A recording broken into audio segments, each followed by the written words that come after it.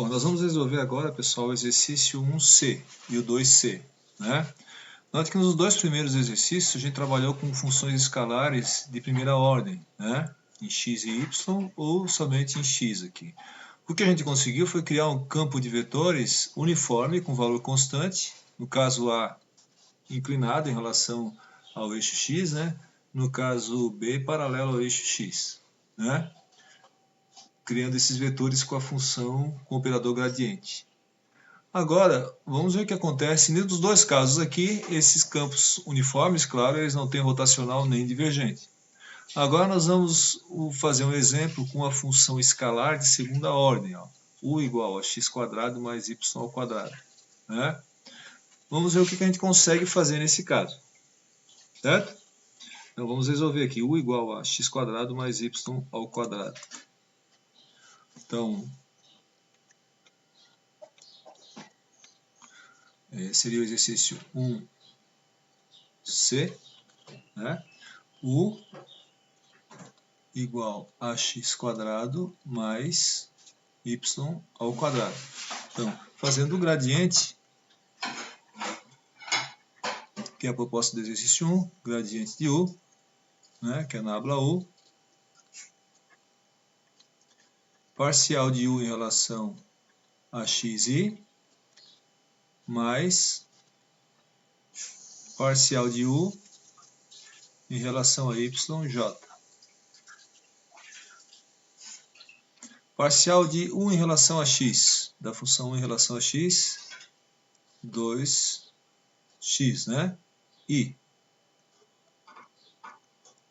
mais parcial de u em relação a y, 2y. Então eu consegui criar aqui o meu vetor A, né? Eu criei um vetor A, 2xi mais 2yj, né? Onde a componente AX é 2x e a componente AY 2y.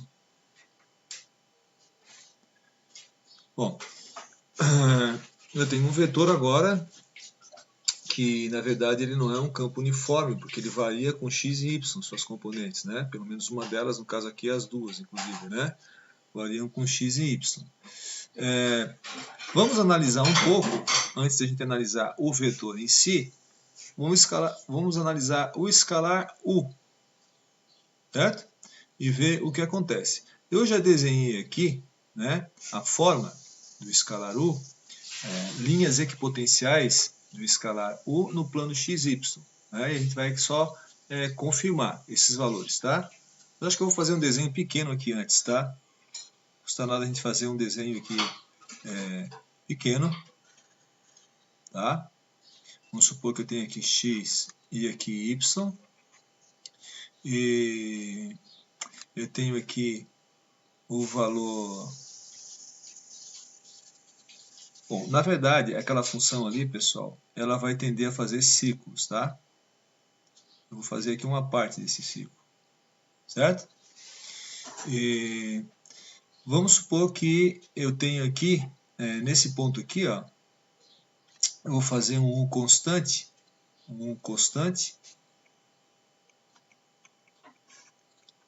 e igual a 1. Então eu tenho 1 igual a x² mais y². Então aqui eu teria U igual a 1, certo?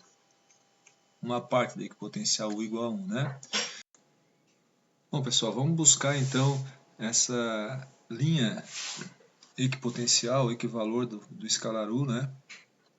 Suponha o seguinte, esse ponto aqui de baixo, né? Para esse ponto aqui nós temos y igual a 0. Quanto que seria o x, então? Vamos fazer assim, ó. Se y igual a 0, né? Y igual a 0, aqui nesse ponto de baixo aqui, né? Vou chamar de ponto 1. Vou chamar assim, ó, de ponto 1. Ponto 1, né? Y igual a 0. Então eu tenho 1, que é o valor que eu estou buscando da equipotencial da função, x² mais y vale 0. né? Então, resolvendo isso aqui, vai dar x igual a 1. Então, y igual a 0, x igual a 1. Isso aqui é um ponto, né? Joia. Encontramos um ponto. Esse ponto aqui. Certo. Agora, se eu considerar x igual a 0, qual será o valor de y, né? Então, esse aqui seria o ponto 1 e agora um ponto 2. Né? Vou considerar aqui x igual a 0. Onde que será que estaria no eixo y, né? X igual a 0. Então, também a função vale u, né? X igual a 0 mais y ao quadrado. Ora, y vale 1, claro. Né? Então, eu teria aqui o ponto 2, né? E teria o ponto 2. Se eu fizer para valores negativos, a gente vai observar que isso aqui vai dar um círculo, né? Que não ficou muito bem esse meu círculo aqui, né? Mas tudo bem, não vou desenhar tão certinho assim, vai ficar mais parecido com uma elipse, né? Mas só para a gente ter uma ideia. Bom, agora eu posso tentar buscar uma superfície, uma linha com potencial de U constante, certo? Para U igual a 2. U igual a 2. X quadrado mais y ao quadrado. Então, vamos fazer a mesma coisa aqui agora, considerando y igual a 0, qual seria o valor de x? Então, ficaria 2 igual, que é o meu u constante, x ao quadrado menos 0 ao quadrado, dá 0, né? Então, x vai ser igual a raiz de 2, certo? Raiz de 2, 1.41, 42, né? 1.41 aproximadamente. Né? Então, y igual a 0, vamos supor que eu tenho aqui 2 em x e aqui eu tenho 2 em y, né? Acá também, né? Considerando que aqui é mais ou menos 1, então mais ou menos 2 daria por aqui e por aqui. Então, se y igual a 0, x igual a 1.41. Então, daria mais ou menos aqui, né? Esse ponto. E um outro ponto, fazer mais um ponto só aqui então. No ponto x igual a 0, esse ponto aqui, vamos considerar que esse aqui fosse o ponto 3, né? E agora o ponto 4 aqui. O ponto 3 seria esse aqui, né?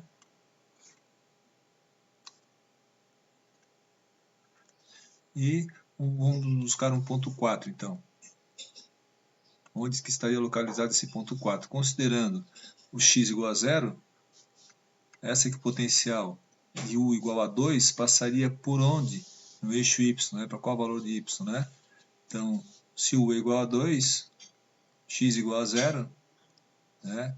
Mais, aqui era mais, né, pessoal? Mais y ao quadrado. Então, y vai dar, novamente, raiz de 2 também, vai dar 1.41. Então, y daria mais ou menos aqui. Né? Ou seja, aqui a gente teria, né, mais ou menos assim, uma linha para u igual a 2. Né? E a gente poderia fazendo isso para u igual a 3, u igual a 4, né? Onde que estariam essas linhas equipotenciais. Eu já fiz aqui, tá? E a gente chega nessa figura, estão vendo? O zero, pessoal, o zero está bem aqui, né? 0 em x, 0 em y, bem aqui, né? Opa.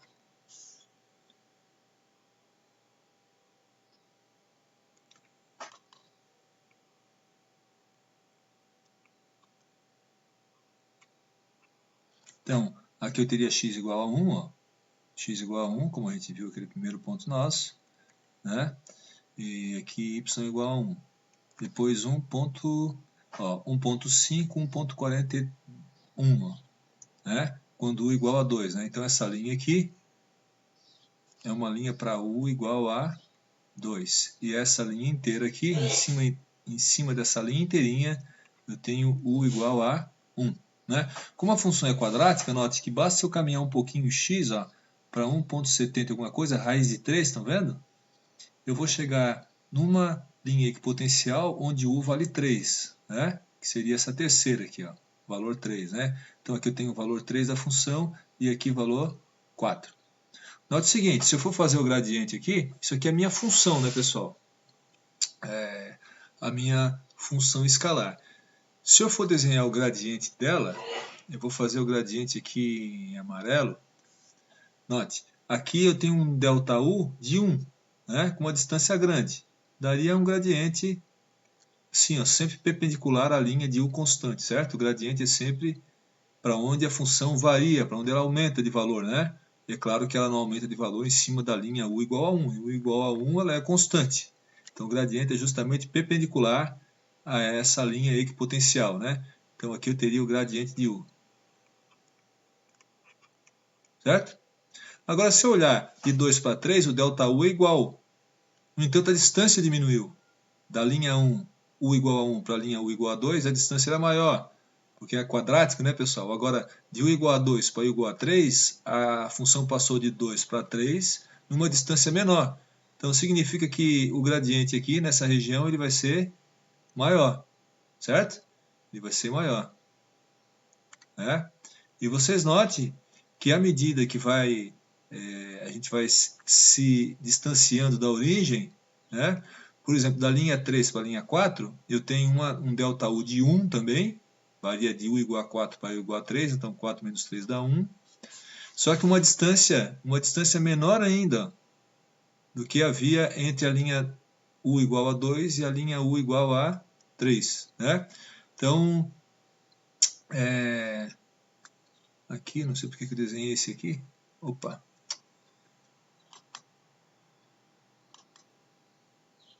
Esse aqui, bom, é melhor a gente desenhar branco aqui então. Esse aqui no gradiente aqui, ele é menor, né, pessoal? Nessa outra linha aqui eu estou querendo falar sobre a distância, né? A distância aqui é menor. Então aqui como eu tenho uma variação ΔU é sempre igual, mas uma distância menor, então ΔU sobre uma distância menor vai dar um gradiente maior, né?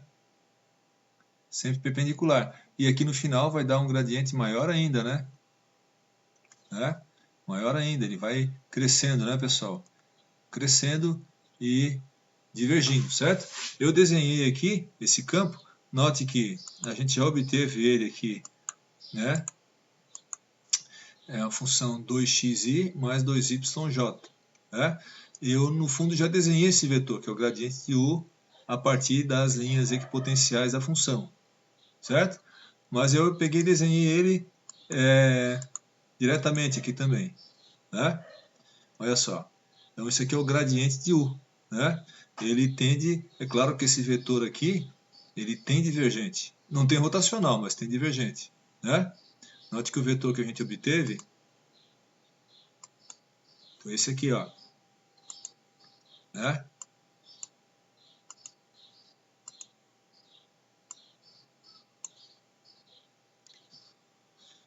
Então,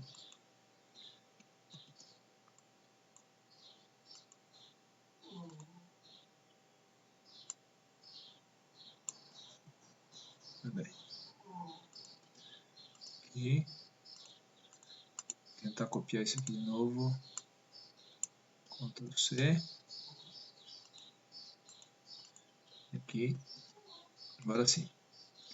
Então, eu tenho aqui o meu vetor obtido com gradiente U, onde U é x² mais y². Note que se a função é uma função de segunda ordem, né, o escalar, quando eu faço o gradiente, eu obtenho componentes aqui com funções de primeira ordem, a x e a y. Né?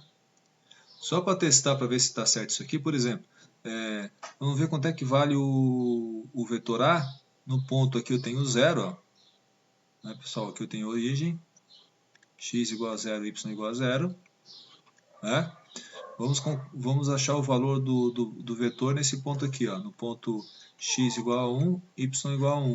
O meu vetor A vai ser 2 vezes 1, dá 2i, mais 2j. Né? Claro que aqui está fora de escala, ele só colocou de uma maneira relativa, né, o tamanho do vetor. Né? Então tem um componente 2 em x e uma componente 2 em y, né? 2 em x e 2 em y. Né? Se eu for nesse outro ponto aqui, ó, no ponto 2 e 2, né, o meu vetor A, no ponto 2 e 2, meu vetor A vai dar 2 vezes 2, que dá 4i, mais 4j. Né? Claro, um vetor bem maior. Né?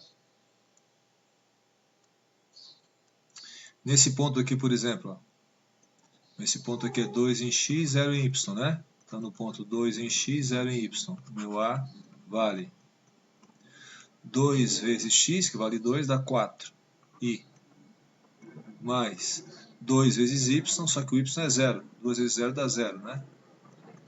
Então ele tem só uma componente no eixo x, né? Certo? Que seria esse vetor aqui, né? Esse aqui seria esse aqui, né? E esse aqui. Então vocês notem que a gente pode desenhar o vetor direto, ou, bem interessante, aquilo que a gente fez antes, né?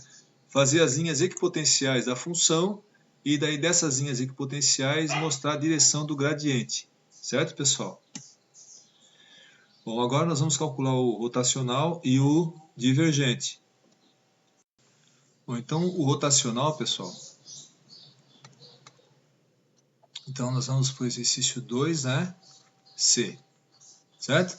Agora, com o vetor que a gente obteve através do escalar do exercício 1C, né? Que é u igual a x² mais y², com a função gradiente, nós obtivemos esse vetor aqui. Né? E agora vamos calcular o divergente de A, né? E o rotacional de A. Bom, a gente pode, na verdade, fazer uma análise do resultado que a gente obteve através do mapeamento do próprio vetor A, né? Ou, como a gente fez aqui, mapeando os equipotenciais ou equivalores da função, né? E o gradiente fica perpendicular à linha ou à superfície com valor constante. Nós percebemos que esse vetor é um vetor que diverge, ele vai divergir, né? Tem divergência, bem óbvia, mas não tem nenhuma tendência de rotação. Né? Não é um vetor físico, porque na verdade, pelo menos não que a gente conhece, porque no centro ele tem um valor pequeno e depois ele vai aumentando em valor. O campo elétrico é muito semelhante a esse vetor aqui. O campo elétrico, só que ele tem um valor alto próximo à carga e vai diminuindo do valor à medida que se distancia.